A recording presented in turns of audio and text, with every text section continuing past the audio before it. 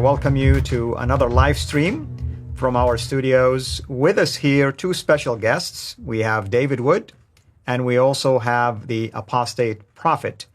He's still apostate so far, so we have no choice but to bring him and figure out why he has not really repented from his apostasy. With that in mind, David, what are we going to talk about today with apostate prophet and the rest of the people who are joining us? I don't know. Maybe we should take questions or something. What do you think? Yeah, that's a great idea. Wait, first, do we have AP? Can he hear us now? What's going on there? I think he can, because he did smile when I said certain things. So yeah, he can hear us. I want to. Oh yeah, I hear the melodious sound of his voice. Can everyone else hear him? Well, AP, how are you? Good, thank you. How are so you? good to have you, and thank you so much for your flexibility. I know we were going to meet an hour earlier, but we were kind of squeezed a little bit, and we wanted to talk about Muhammad, and then more about Muhammad, and then more videos about Muhammad. So, David, why don't you tell them about the things that we talked about? How many videos did we just make about Muhammad and the satanic verses? Well, we made a lot. I hope by the time our friends will watch it, they will leave following Muhammad, but that's yet to be seen. So we talked about the satanic verses. We talked about the worship of Muhammad. We talked about idolatry and forms of idolatry in Islam. And all of these things, of course, I'm sure AP is familiar with them. But let me ask you, AP, when you were a Muslim, whether devout or non-devout, who was Muhammad to you, or at least Muhammad to your community, whenever you heard his name? He was the holy prophet, the most important human being to ever walk the face of the earth. He was everyone's beloved prophet, beloved man, beloved leader. We have to obey him fully, do whatever he says. And he was basically something like the assistant of God. It's like we have to acknowledge him together with Allah in order to be good, obedient Muslims. Yeah. And then he wanted to do like so many drugs and to what did we talk about before? He wanted to run around fornicating in the streets and do so many drugs and to urinate all over walls. He wanted those things so bad that he left Islam, even though he knows it's true. So he could do all these things. That's the story on the street, anyway. Yeah, well, I wanted to run people over and fornicate in the streets and drink a lot of alcohol and do drugs and buy homes with interest, which is why I eventually ended up leaving Islam. That's what they say. Anyway, at least he's honest, so that's the good part. David, what about our late brother Nabil? Now, when you were talking to him, what did you perceive in terms of his connection to Muhammad, relationship to Muhammad, for instance? Well, it was there are lots of Muslims like Nabil in the sense of very respectful, good, moral people. They're not running around doing a lot of the things that other young people might be doing and so on. And so they come across as really good people. And Nabil was a really good guy. But at the end of the day, you find out that he's been given a completely warped picture of Muhammad. The information has been filtered for him by his community, by his family, by his parents, to make Muhammad seem like a really, really wonderful, great guy. And then he's told to imitate this pattern of conduct. This is Nabil's pattern of conduct. The problem is it's not the real Muhammad. It's a false Muhammad that has been made to sound really, really good. And so you're a young Muslim, you're following this Muhammad, and you end up imitating some very wonderful characteristics. You end up with some wonderful traits in your life. And then trouble arises when you start finding things out about Muhammad. And so various things started to bother Nabil. The first thing he admitted, and he didn't admit anything until after he converted about things that were actually bothering him. But the first thing that he said really started to bother him was Muhammad saying that you could take your captives as sex slaves, rape them, sell them in the next town, and so on. It's so interesting because he never gave me even a hint that was bothering him.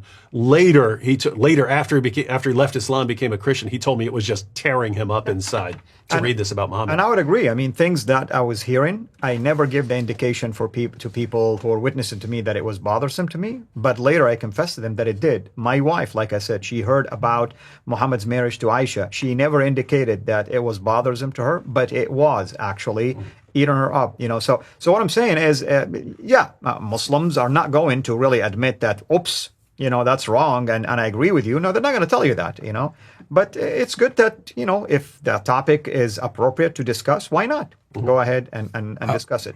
Go ahead, AP. I want to add something to that. I mean, David basically explained it very, very well. But so when I was growing up, when I was a little Muslim child, growing up in a very devout Muslim family, I remember I had a series of books at my bedside that were Turkish, distributed by a religious Muslim organization in Turkey. The series was titled "My Beloved Prophet" in Turkish, and so the first picture that I got from who this guy is that we are following and that we are so loyal to was that he is a very beloved, a morally amazing guy. Here is the thing. We talk a lot about the moral problems and the terrible, unthinkable things that Muhammad did. And many people might perceive it as if Muslims are fully aware of the terrible stuff that Muhammad did, but they are just okay with that, and they are just, defenders of all that stuff. But the average Muslim population is not really raised that way. I was in a religious Muslim family, and I was raised with the idea that Muhammad was a very lovely, loving man who was just fighting for the defense of his own people, and he cared so much about us, and he prayed so much for his ummah, for his Muslim community, and all that.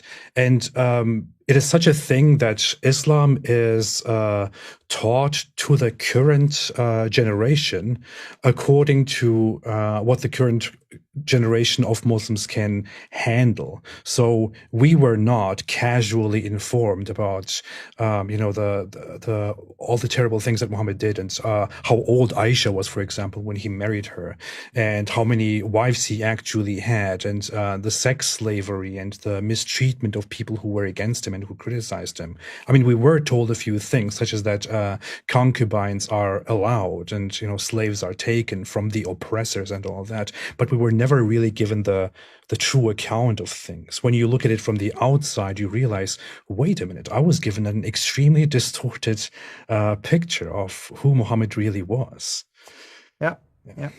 And again, I want to welcome everyone who's joining us from both channels. It's live streaming on David's channel, Acts 17 Apologetics, and also on my channel, Sira International. And we want to also, I want to thank my moderators and the moderators on David's channel. And we would encourage you to ask questions. Now, here's why I'm gonna be a little bit careful when I say ask questions. If your question does not contain the words Muhammad or Islam or biblical things, you can count on me not ever talking about him, because I've seen some questions right now that have nothing whatsoever to do with what we're saying. So if you feel like your question has been ignored, then your question was ignored. That's what I wanted to say. Hey, you know what's cool? We've got right here, we've got a former Muslim who's a Christian. We've got a former Muslim who's an atheist, and we got a former atheist who's a Christian. That's a miracle. That is a miracle, man. This is the proof that this is the truth, that this is the true studio of God. So, AP, let me ask you this. Have you ever also wondered, growing up as a Muslim, about bowing down to the Kaaba, for instance, or the idea of the black stone? Have you ever thought, I never thought about these things really as idolatry, but have you ever wondered about things like this? The thing is, the mind is a little bit tricky. It's when you think about the past and how you thought in the past, you might perceive it as if you actually did think about those things the way you think about them now. So I'm not entirely sure, and I'm not sure if I thought about them that far, if I did really perceive those things slightly as idolatry. But I think what I am sure about is when I was a Muslim, and when I did learn about the Qibla and the Kaaba and how we pray and all that,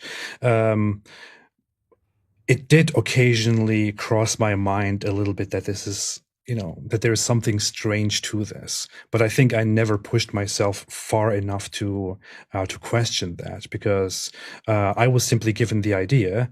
I think I did even ask the question, because I remember very well that we were given this certain explanation several times, that the Qibla, the praying toward the Kaaba, is supposed to be a sign of unity, because Allah wants to unite us. He wants us to be one community that is in sync with each other, and that was the reason why we bow down towards this rock. But I never further questioned why this rock and what is the real backstory of that. All of that only came after I left Islam. Yeah, no, that's excellent. There is a question here, David, saying, how can you? It used to be there. It's gone now. I did see a question that said, "What are women according to Islam?" You may want to ask our nominee to answer that question. What is a woman? What is women according to Islam? But you can actually give a reference from Surah 2. Your wives are a tilth. Your wives are a tilth. A tilth is ground you plow to sow your seed. Right? So women are a place to sow your seed, according to Islam. Yeah, you're supposed to enjoy them as you wish, whatever. That's right. That's right. Yeah. So the question is, how can you encourage a Muslim acquaintance to think more critically about Islam without offending or upsetting them? So that's to both of you. Mm-hmm. And I see very similar questions. I've seen lots of similar questions that are along the same lines. What do you think, AP? I know it's very hard, because the indoctrination is such a big barrier in people's minds. Even if you show them so much reason, it's very hard to make somebody actually think. Often they need to have some motivator to dare to question their deeply seated beliefs.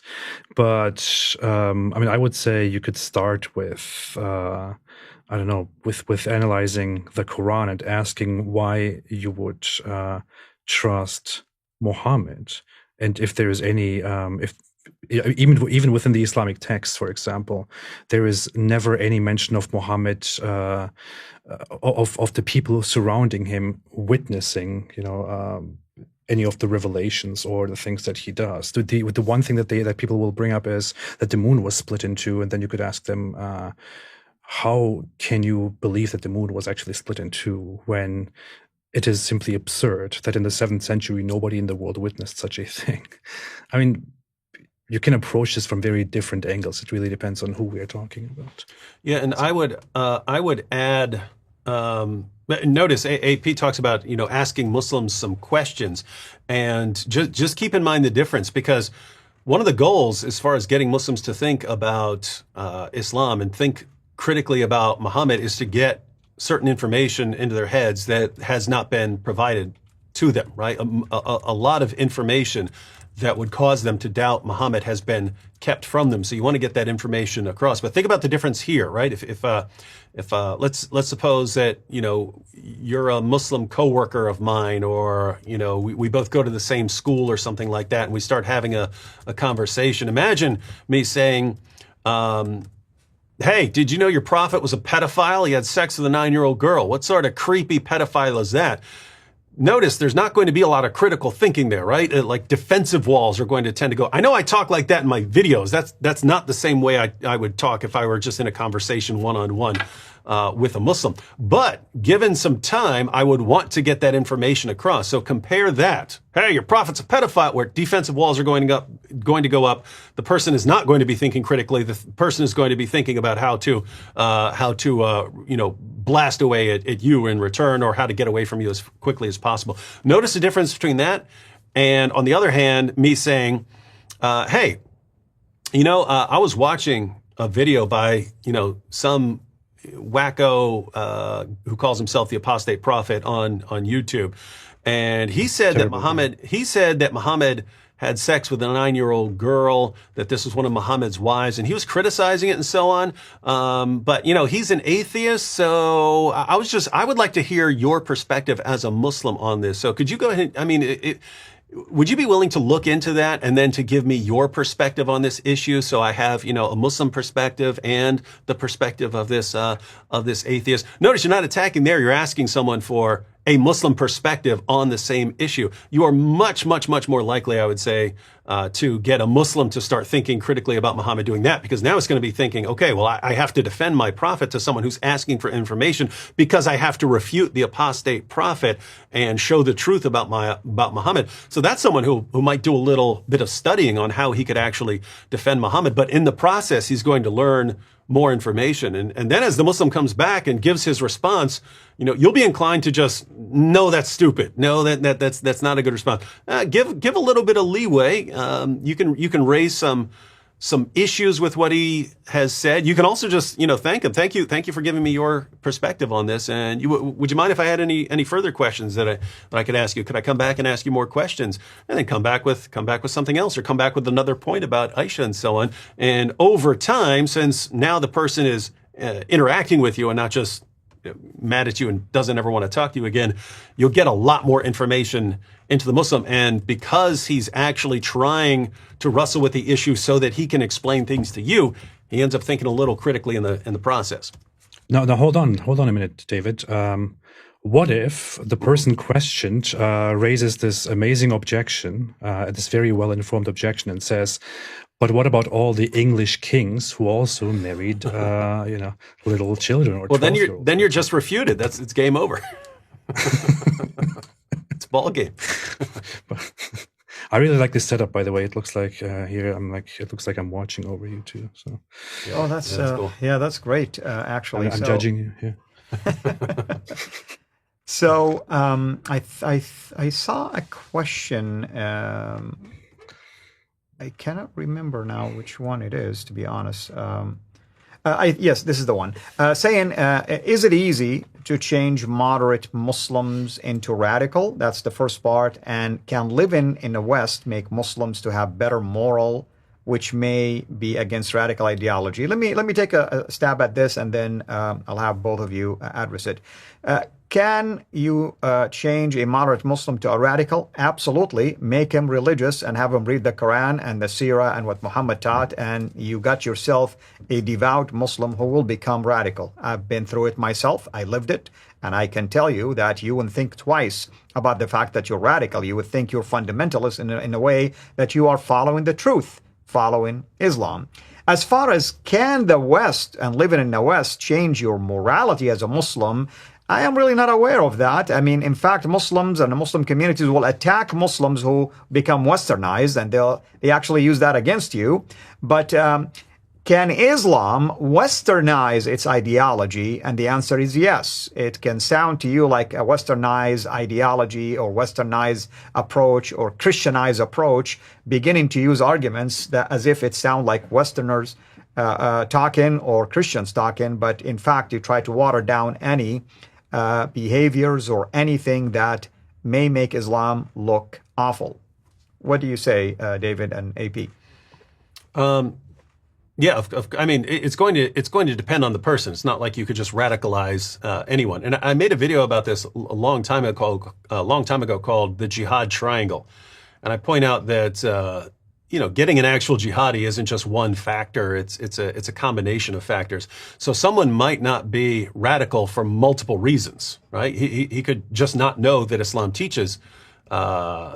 He might not have an accurate understanding of what Islam teaches, and so he might have no intentions at all of subjugating the world or anything like that.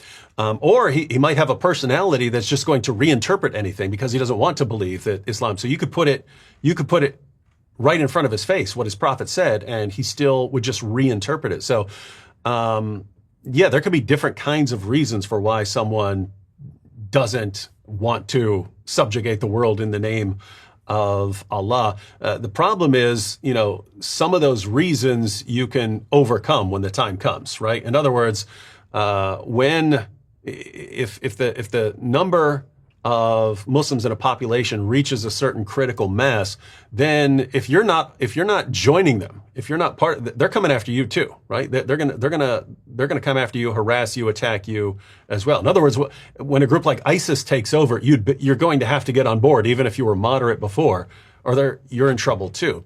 And so, it's just a sad situation. You're sort of in trouble either way. Yeah. AP.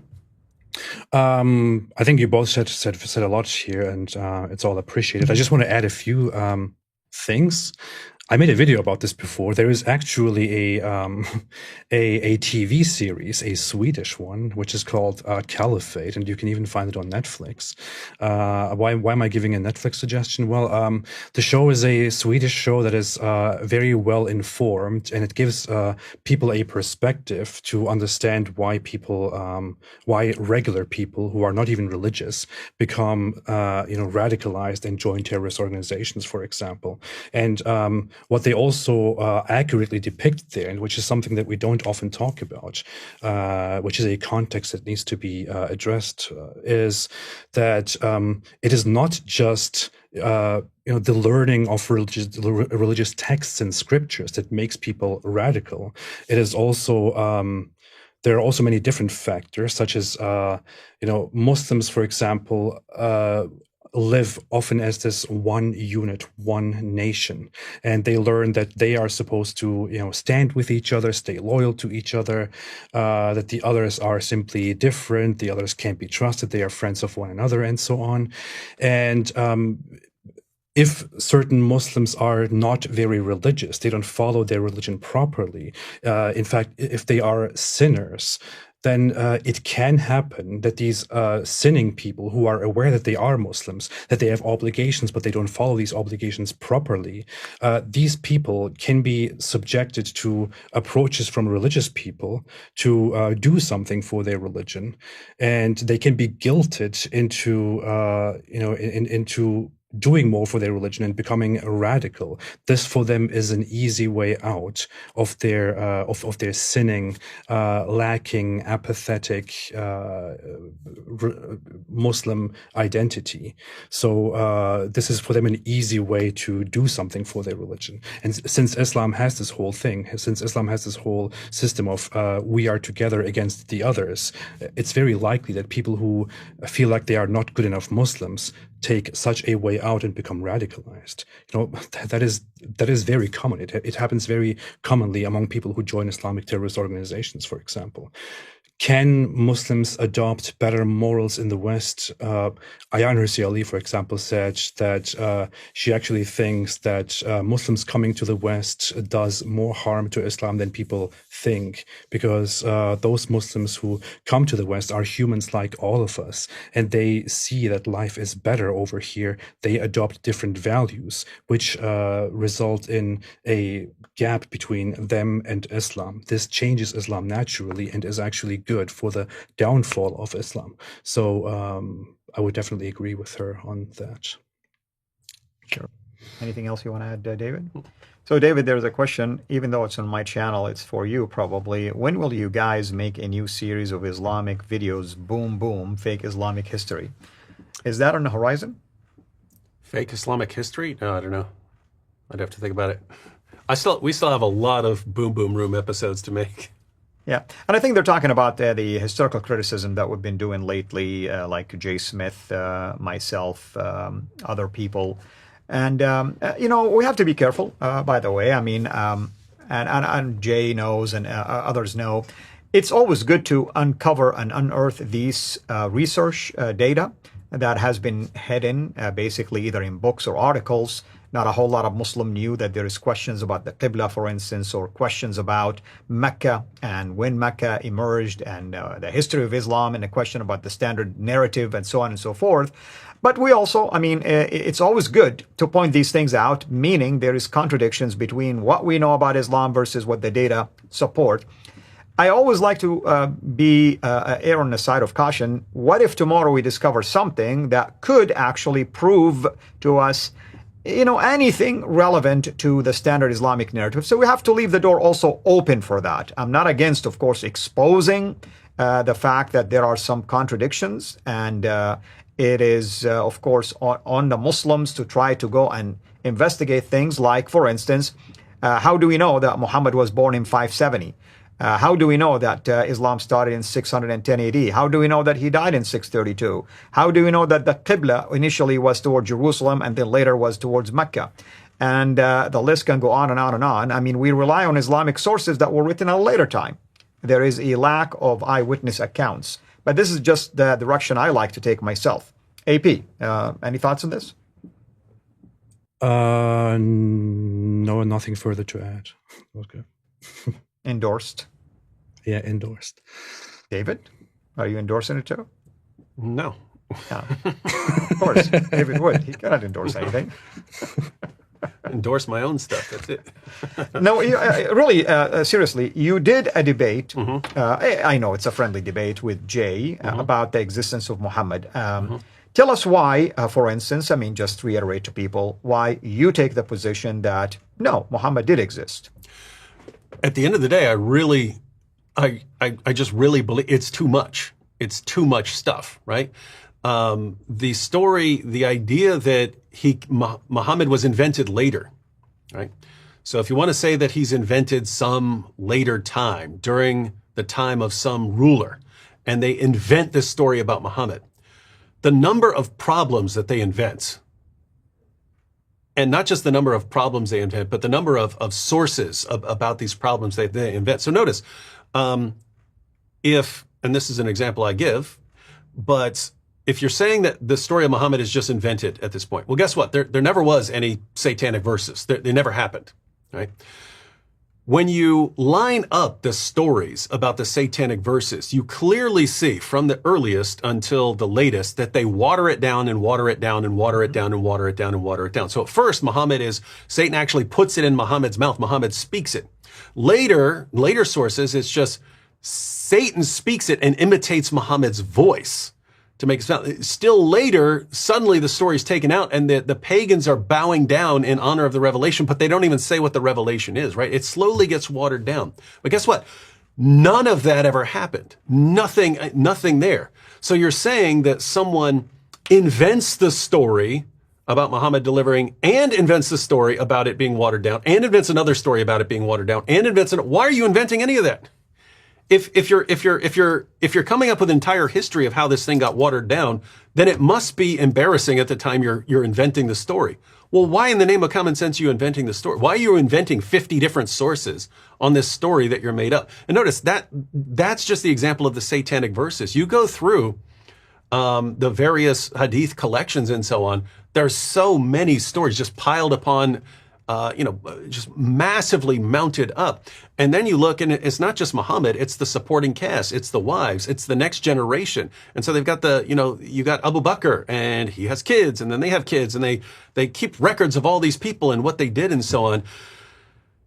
If that is all just invented, this is the most amazing conspiracy. This is the mother of all conspiracy theories. There's never been a conspiracy theory that involves more conspiracy than this. Like none. Like if you take the biggest conspiracy theory in the history of humanity, you'd have to multiply it times 100 million to get what you're required for Islam to just be invented in some later time and then writing all this back. With that said, there are problems with the standard narrative. I grant there are all kinds of problems with the standard narrative. But I just can't bring myself to say he's made up. He's a fabrication. Yeah, the position that I always like to take is that there was somebody and something happened, and there is embellishment and re-embellishment and improvement to the story. And maybe there were a couple of factions that held on to certain parts, others distance themselves from him, and you begin to see variations of that story maybe.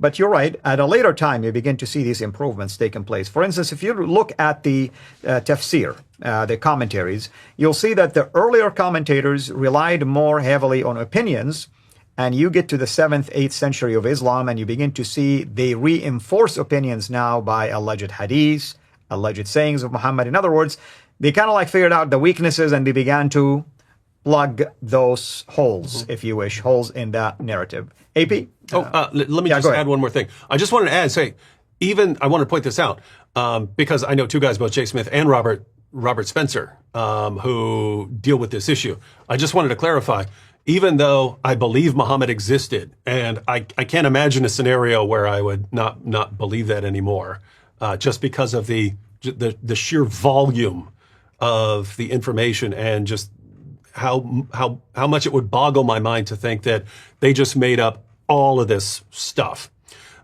even though I believe in Muhammad, it's still a good idea to push the idea and to press Muslims on. How do you even know that Muhammad existed? Look at all these problems with your narrative, even about Muhammad's existence. And so, you have to push that because you want Muslims to be able to defend their own position, and they need to defend their own prophet, and they need to be the ones answering some of these problems. Like if Muhammad's going around Arabia doing all this stuff, why don't you have more? Why has no one ever heard of him? Why isn't Mecca on these ancient maps and so on? So they do have to answer that. So you do have to press the issue. So I just wanted to be clear on that even though I believe Muhammad existed, go ahead and press it. Now, AP? Yeah, AP?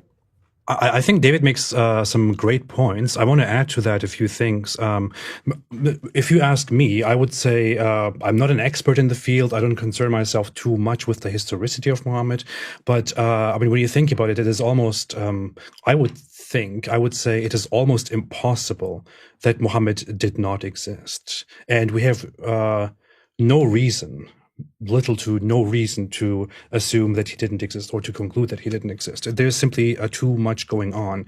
The Muslims were not even united enough at the very beginning to really pull through with this, with such a conspiracy of inventing a figure who.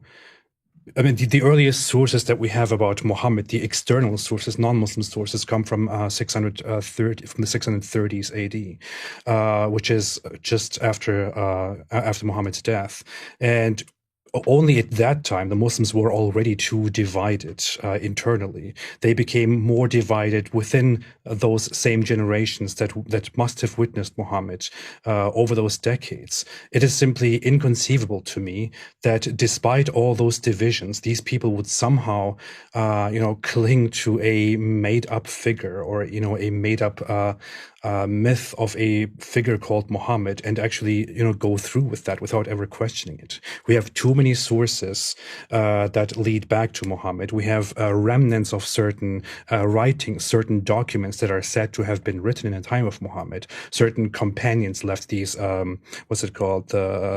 it's called sahifa, which are the very primitive forms of hadith collections that are supposed to lead back to Muhammad's time, where people who were directly with Muhammad made some very primitive attempts at recording the things that he said.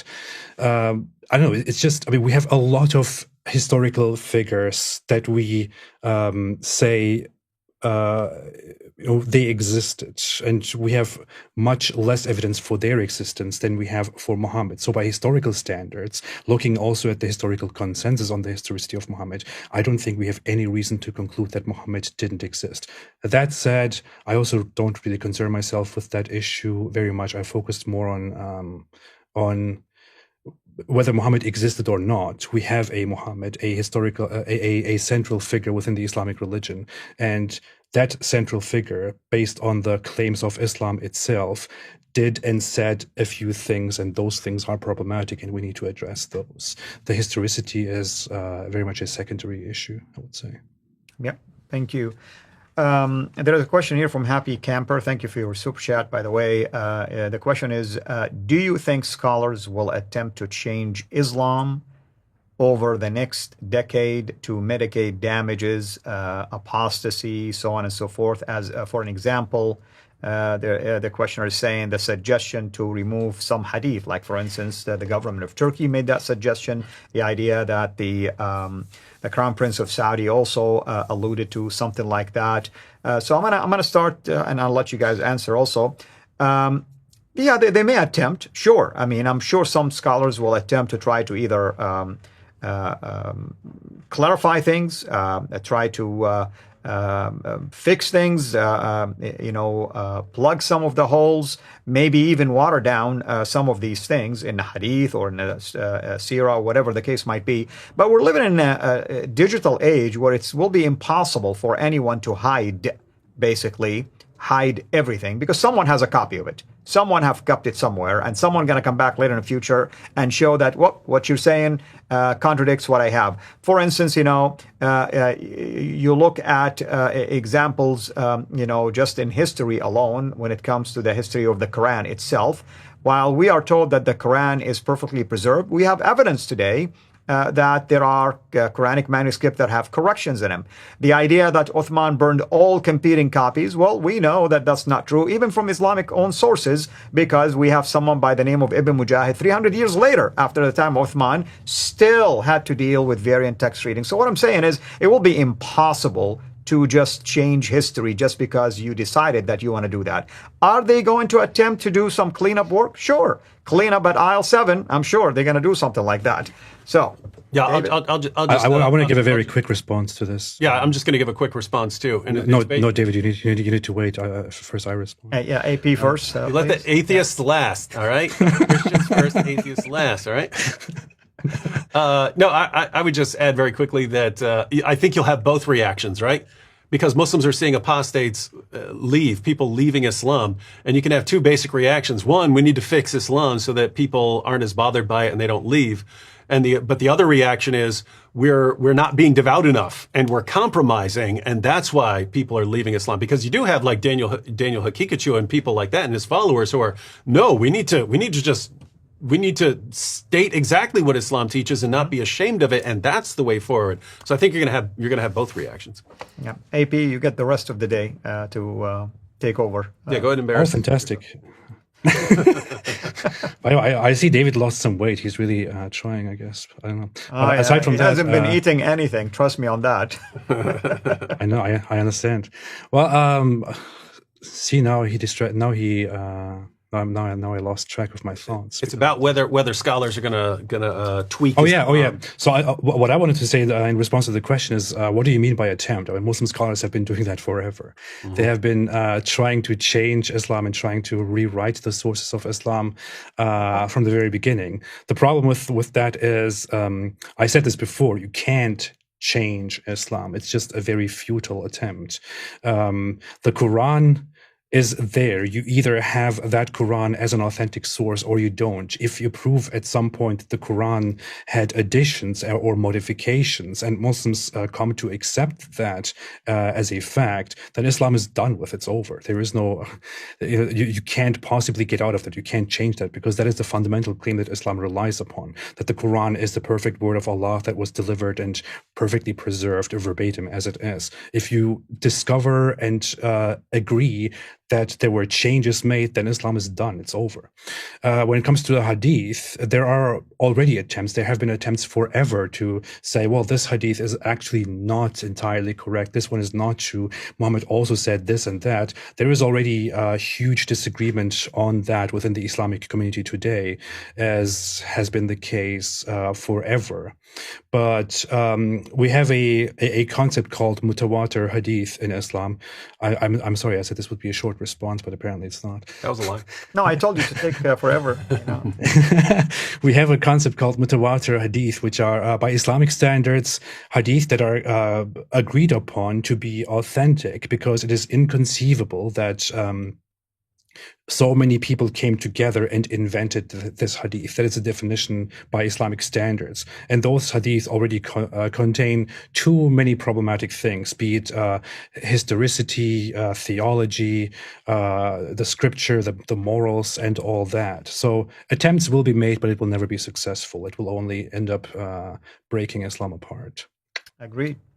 Hey, it's funny. People are saying when you said David's not eating, they all said, "Hey, David's fasting for Ramadan."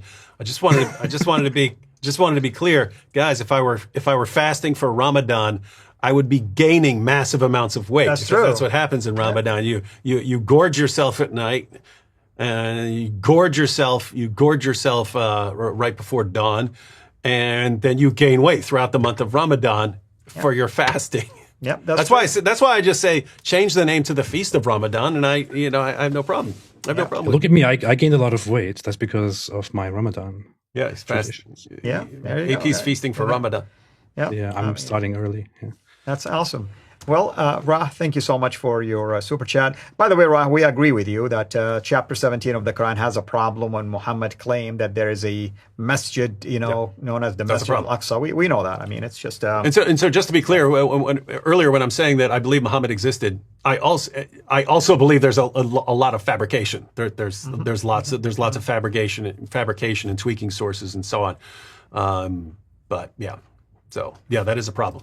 Yeah. Well, I would say Muhammad had no idea what the masjid in Jerusalem actually was in reference to. He didn't understand it a bit. He probably got some traditions of it during his travels and from the Jews, but he had no clue what was actually going on. He just wanted to combine it with his religion and failed. I've even read suggestions that he wasn't even talking about that mosque. He was talking about a much closer mosque, and that the farthest mosque was still something that was comparatively very close to them. And later Muslims actually embellished it to make it sound like I was talking about Jerusalem. Yeah. I mean, we have it in the Quran. Sorry, we have it in the Quran and backed up with the early biographies that the Jews were mocking him and mocking the Muslims because they were saying, "Hey, you're just imitating us. You're just worshiping toward our destination of worship." So Muhammad got angry and then changed the direction from Jerusalem toward Mecca. I mean, this is the Islamic narrative. This is the Islamic tradition itself. And the Quran then responds and says, don't be sad. I will change it toward the direction that you desire, which is Mecca. And then Muhammad rejoices. And the excuse that is given by Allah, the Almighty Creator, the Eternal One, is the early Qibla toward Jerusalem, like the Jews, was just to test the Muslims, but now this is the correct one. Now pray toward Kaaba, which is just very absurd. I mean, seriously, Muslims look at this and laugh about it a little bit. Yeah.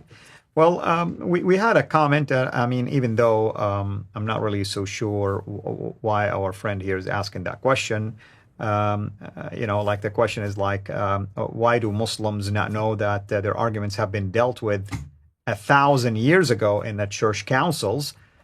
Well, I think you're making a lot of assumptions here that Muslims even go and investigate these councils, for instance. But I want to ask this question now to both of you. Today's Muslims who have access to the internet, today's Muslim who can access libraries, today's Muslims who can watch these videos and go and investigate the sources, why do they still insist anyway that their history is perfect, that there is nothing wrong with the Quran, and so on and so forth? I can understand the other generations, of Muslims. What about these? Well, it takes a while. I mean, these things take a while because it's not like all these Muslims are investigating these issues. In general, they're still getting their information about Muhammad from their leaders and their families and so on, and they're going to school and they've got other things to do. But yes, as far as Muslims, not getting this 500 years ago or 800 years ago or 1,000 years ago, the Muslim community for a really long time was pretty well insulated, right? They're not interacting with this stuff. All their information about Muhammad and the Quran is coming from their Muslim leaders. You can't go and criticize what they're being taught or you'll get your head chopped off. And so the Muslim community for a very long time was very well insulated from hearing criticisms of the Islamic position. So now we've just, in our lifetimes, transitioned into an era where now all the sources are wide open for people to criticize. And we have open access to anyone with an internet connection. But notice, this has been a very short period of time when all of this has happened. And, AP's been on YouTube for a couple years. Me, I'm considered like a grandpa on YouTube. And Dinosaur. I've been at it for 12 years. So this stuff is brand new. And you're already looking at, as of a couple years ago, 24% of young Muslims were leaving Islam. So it's just getting started, but. Yeah. AP, you want to add something to that? Yeah. David made a good point. He's a dinosaur in this whole stuff. He experienced it from the very beginning. But the issue is, I experienced it myself. I had a lot of questions when I was a Muslim, and I was during that period when I began to question my beliefs. I was extremely religious, and I was really in love with my religious beliefs. I thought this is the absolute truth. I should never ever go away from this, and I prayed to Allah to keep me in that spot. The thing is, and humans have the cognitive biases. Like the cognitive dissonance, which is very much at play here. You have the very harsh indoctrination of Islam, and you are faced with questions that contradict your Islamic beliefs. And then you are between two conflicting things. You have your fundamental, firm Islamic beliefs, and you have the doubts that challenge those beliefs. and you are now between them, and you have to make a choice. That state gives you great discomfort. I felt that same thing. Now, the average Muslim would say, even I myself would say back then, that I was too weak. I gave in. I didn't have enough faith. I wasn't good enough, and I went for the doubts and started breaking down my religion. Others have different motivations to hold on to their beliefs. For example, they want loyalty, they want community, they want safety, and so on. So they let go of those doubts, just shut them down, find some explanations for them, and hold on to their Islamic beliefs instead, and continue going on with them, despite the fact that you laid down very plainly that, for example, the whole Jesus narrative in Islam is entirely nonsensical, that the Kaaba doesn't make sense, that the sun doesn't go to a place and prostrate to Allah's throne at night, and so on. Yeah. Hey, hold on. Did you notice this comment here? Who made your green screen new set? Who made your green screen? Guys, can we get a wide shot? Is it possible to get a wide shot? In fact, I want to stand and walk. I'll go stand and walk over here. Yeah, huh? Okay. We get a wide shot? Hold on. Wait, this is a green screen. There is nothing fake here except this screen we're AP on. That's the only fake thing we have. This is a green screen back here, right, ladies and gentlemen? There you go. This is the best green screen ever. This is the most amazing green screen I've ever seen. Can you guys see? I am the only fake here. Yeah. This is right here. Right here. This is the screen. Can you guys see me? Look, it's green. Hey, I thought green screen doesn't work very well if you're right up against this screen. It's so weird. It must be magic green screen. There is no fake stuff behind me. Yeah. We do not do fake news. Respect the game, people. This is old school, real studio. This is hilarious. No, I am the only thing that is fake here. Everything else looks real. It's funny, we flipped out because they said green screen. So offended. So I thought I saw someone was saying, well, Kevin Zander, what is your question in the first place? So I can tell you if it is appropriate or not. I mean, I don't see a question here. You probably questioned earlier, but they were coming too fast. Yeah. Did you guys catch any? Did you catch any question on your channel? There's tons of questions on my channel. I only see questions about David's weight. And all that. Yeah. So go ahead. If you just want me to randomly pick questions, someone says, question, whenever my Muslim friends hear about terrorist groups, they say, oh, they're not Muslims. What are your thoughts on that? Well, it's a miracle of reinterpretation. Muhammad said, I've been made victorious with terror. So, maybe Muhammad's not a Muslim either. But, terrorism has been a core tactic of Islam to achieve the goals of the religion for 14 centuries. So if it makes you not a Muslim, then you got 14 centuries worth of problems. Let me tell you something. I learned as a Muslim, and I can reaffirm this in basically every book of Islamic creed, that a Muslim may never claim that another self-professed Muslim is not a Muslim or is a non-Muslim unless that self-professed Muslim explicitly says, I am not a Muslim anymore, or I don't believe in Allah anymore, or openly and willingly and knowingly contradicts with a very clear Islamic doctrine. For example, the Muslim is told you have to pray 5 times a day, and then the Muslim says, yeah, I know it says that, but I don't think so. Then that person can officially be declared a non-Muslim. Otherwise, you are not allowed within the Islamic creed and the Islamic religion to say this guy is a non-Muslim, this guy is a non-Muslim, this guy is a non-Muslim because he kills innocent people. This is simply not something that you can do. This is an invention in our time. So yeah. It's not compatible with the Islamic theology itself to do that. Yeah. I'm going to address Kevin's question, and then we can go back again. David, I think there is a question I think I noticed on your channel as well. Mm-hmm. So, Kevin, you're saying, why hasn't God allowed someone like Elijah to come on the scene and expose Allah just as Elijah exposed Baal? Well, it doesn't work that way, Kevin. I mean, if God wants to do this, well, every day he's going to send us somebody, because every day there is something fake. But I can tell you an answer, since you're using the Bible and Elijah and Old Testament. We just did this in a series that we were recording earlier, and I talked about Deuteronomy 13.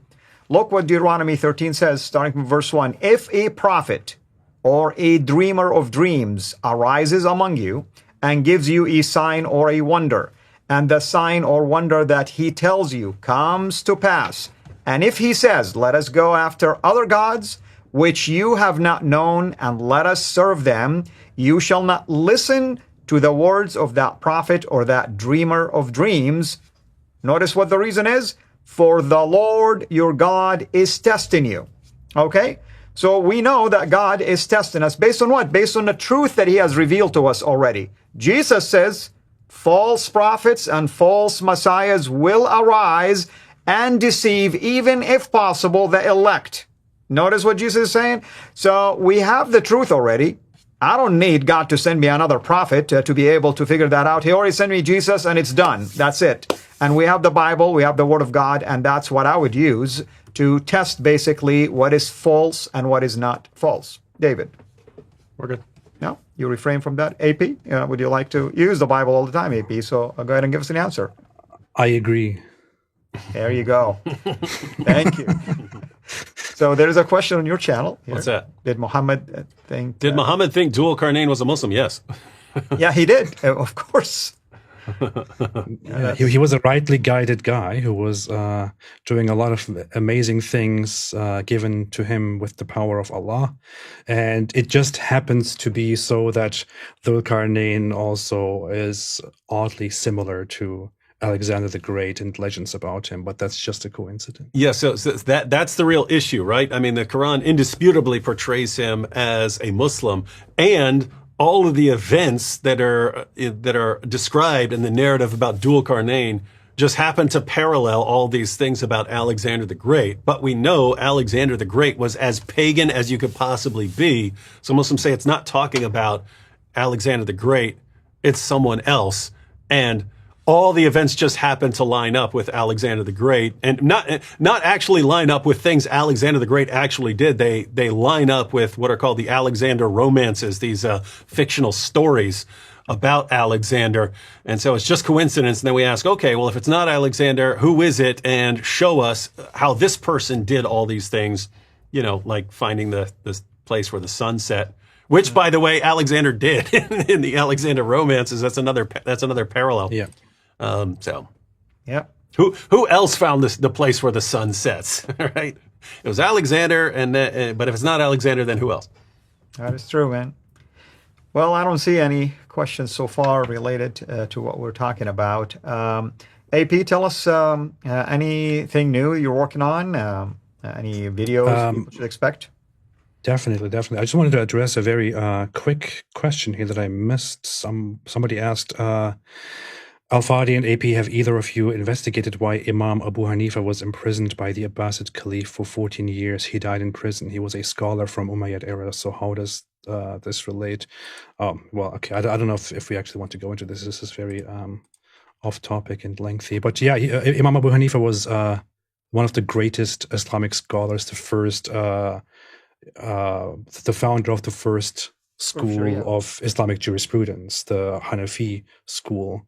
Yeah. And many of these scholars who later became extremely respected, like praised so much and held in such high regard, were in their own times not very much in agreement with their Islamic rulers and their caliphs, who were pursuing different understandings of Islam. So they got in a lot of trouble.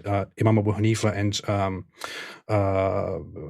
Ahmad bin Hanbal, for example, he was also another one who was very greatly in trouble with the law, because the Muslims were not united. They had no unanimous agreement on what Islam actually is. They were extremely divided on how Islamic law should work and what Muslims should, definitely believe and not believe, and what they should accept and reject. So Muslims fought each other and resisted against each other and engaged in extremely heated debates, which ended in things like imprisonment and death.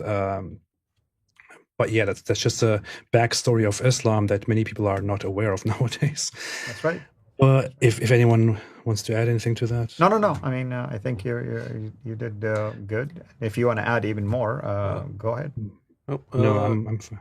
Quick ones. Mert says maybe it's out of context, but what kind of doctor Brother Wood is? We don't know. That's the question. Does anyone know what the kind of doctor Brother Wood is? A medical doctor? Isn't he a medical doctor? DSM doctor? DSM-5 doctor. Can you say, I'm a medical doctor? Yeah. I'm a medical doctor. Yeah. In reality, it's philosophy, so nothing to do with medicine. Philosophy. Yeah. Wonderful. Let's see. Looks like there are other so nothing basically. Yeah. Hell slide question. Muslims try to draw parallel between moon splitting and sun standing still by Joshua to say, if you have no problem believing that, then why are you mocking the moon splitting? Why are you mocking the moon splitting, David? I have no problem with God splitting the moon or doing anything miraculous. The idea is, and you can, to be clear, you can have Christians that interpret Old Testament miracles in various ways as, is the universe coming to a stop, or is God performing some miracle to keep the sky lit up for the purpose of the Jews as they're fighting or something like this. But if we're just sticking with this, if we're just going with the straightforward text, the claim is not when it comes to Muhammad, the claim is not that God can't perform a miracle or that it's absurd that God could perform this miracle. AP's objection is that there were tons of people around at this time, and there are tons of people writing around this time across the known world at the time. So why isn't anyone else talking about this? Why is no one else talking about the moon being split? There would have been plenty of people to see it. And the Muslim response is, well, they were all sleeping. And so what a miracle. The question is how seriously you take that. Assuming we go with the straightforward narrative about Joshua, why don't we have more sources on that? Well, what sources are you dealing with 14 centuries BC? That would be the question. So yeah. So you're in a very different. You've got 2,000 years of a gap between those events. But with that said, you can raise the same objection. Why haven't we heard more of that? Or something. You can raise the same objection. But go ahead, AP.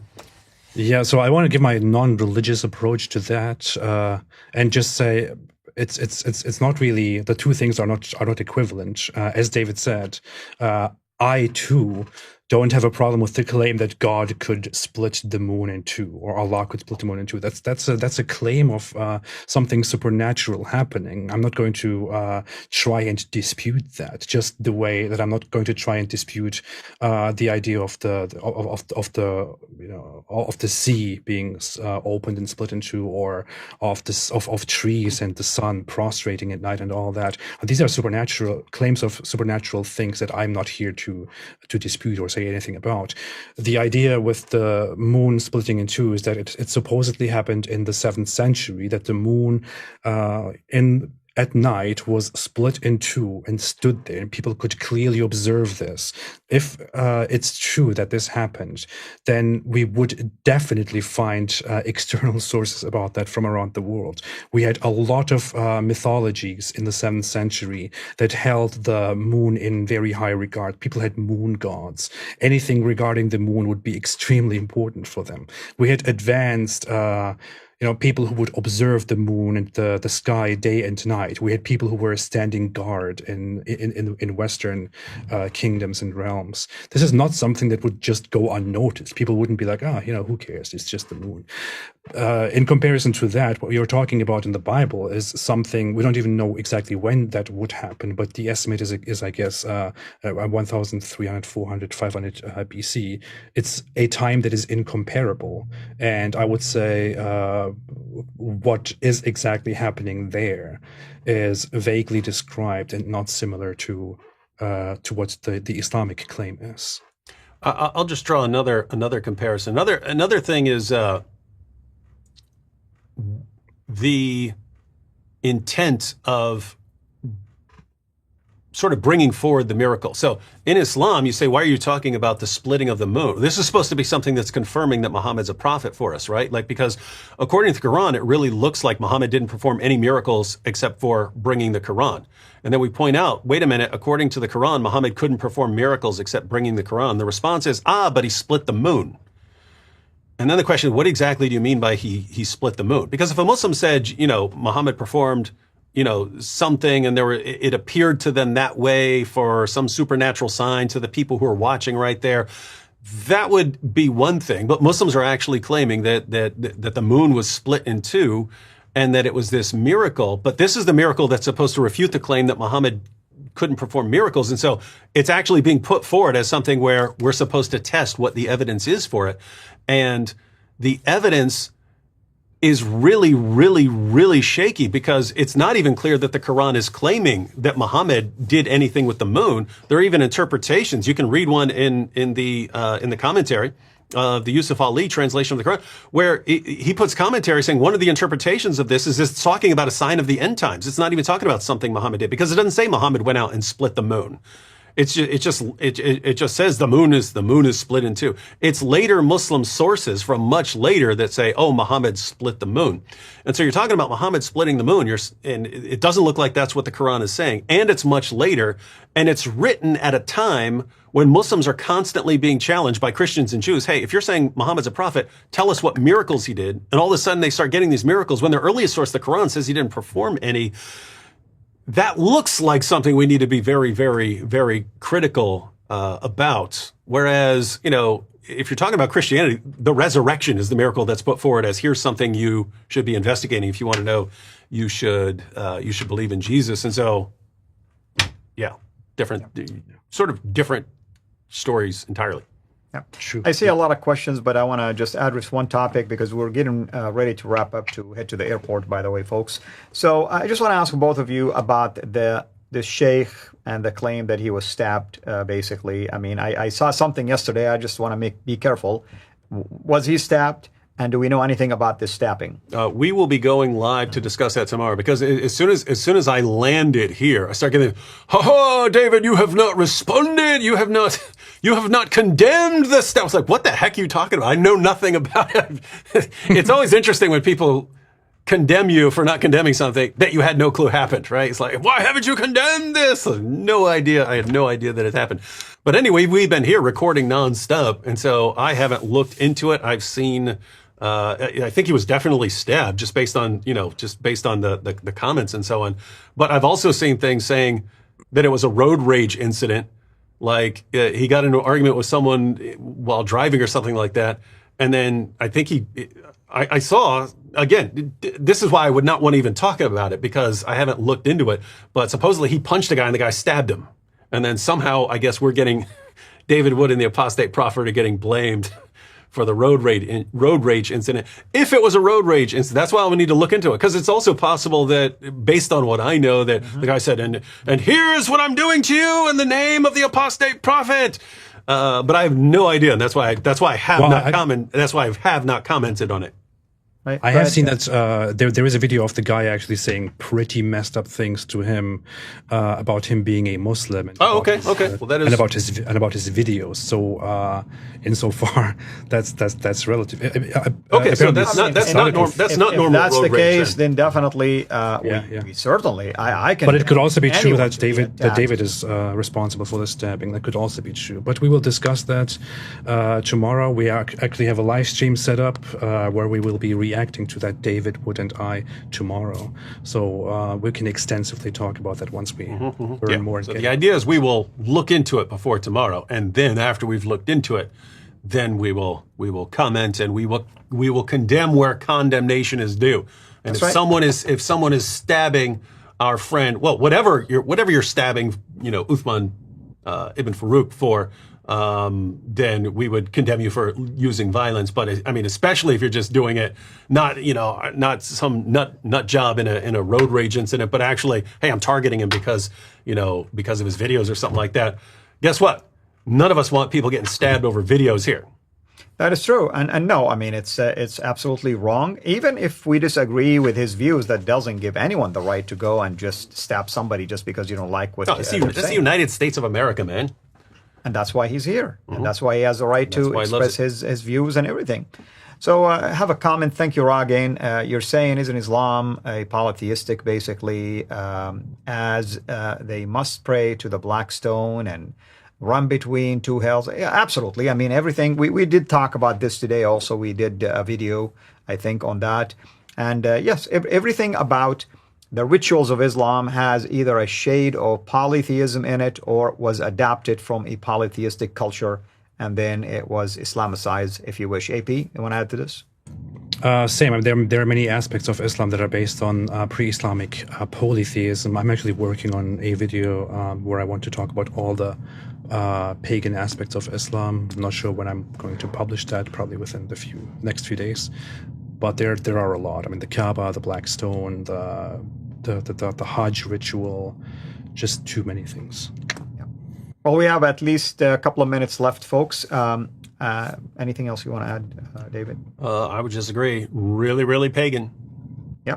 I mean, anytime, I mean, you're touching a stone or kissing a stone or bowing to a stone, it doesn't take a rocket scientist to figure that out. I mean, it is a stone, and you are worshiping a stone. Even if you tell me it represents a deity, that means your worship is going through the stone and somehow making its way to the deity.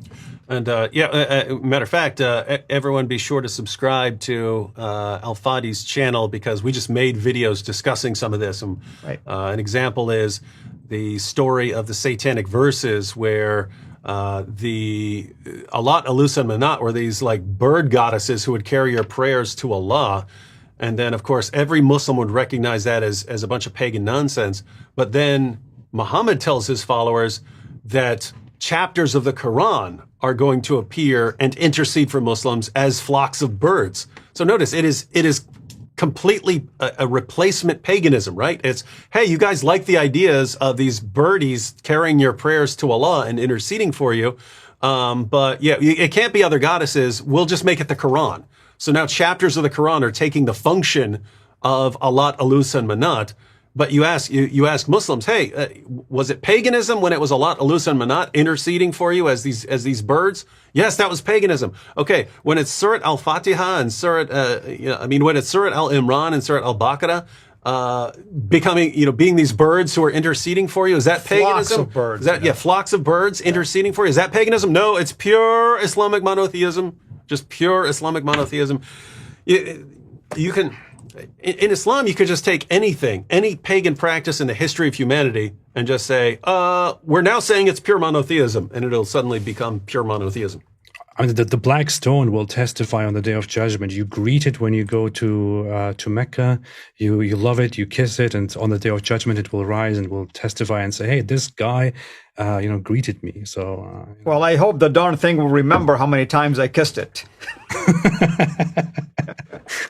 I hope so too. With that, I also want to say, subscribe to the channel, to Fadi's channel, to Sira International. You might not be interested in David Wood's videos, I understand, but I also do some work on this channel, and we have made some videos together, and we'll do more in the future. So, subscribe. Yep. I mean, I look forward to having you again, AP. We'll be in touch, and David also, and hopefully we'll do even more videos here, AP. We've been talking about this. So I want to thank everyone here for joining us today in this live stream, and thankful for all of your comments. Sorry if we can get to some of them. And thank you to our moderators for both channels. Thank you, AP. Thank you, David. And again, when are you guys going live tomorrow? Have you decided what time for people? Yeah, it's already set up on his channel. Yeah, I didn't ask David. I just set it up. He'll just have to comply with that. All right. So you guys, it's going to be on your channel, AP? Yeah. All right, so tomorrow they'll be live talking about this stabbing that happened, and they should take their time, because you want to investigate something like this and not just rush into making statements that will come back later and be used against you. But again, if indeed the stabbing has to do with difference in views, that's wrong. Absolutely, that's wrong. I mean, we don't want to condone anybody's, being hurt or harmed or stabbed or whatever the case might be. Thank you again. Thank you, everyone. This is Fadi, over and out. God bless you. Take care. And stay away from it.